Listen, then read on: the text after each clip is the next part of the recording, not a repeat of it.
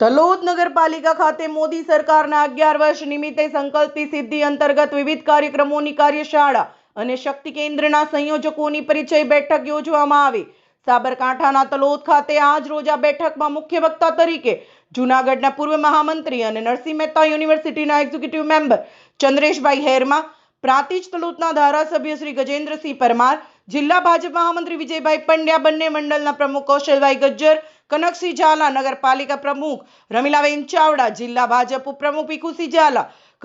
કાર્યક્રમના in charge Kalpeshbhai Patel, Talod એપીએમસીના chairman સંજયભાઈ પટેલ, કોષાધ્યક્ષ પરેશભાઈ શર્મા અને બંને મંડળના મહામંત્રી, નગરપાલિકાના ઉપપ્રમુખ તથા કારોબારી અધ્યક્ષ, જિલ્લા પંચાયત સદસ્યો, નગરપાલિકા સૌના કોર્પોરેટરો, સંગઠનના સૌ હોદ્દેદારો, શક્તિ કેન્દ્રના સંયોજકો ઉપસ્થિત રહ્યા હતા। Press reporter Paresh Sharma, Talod, Sabarkantha, SD news Gujarati.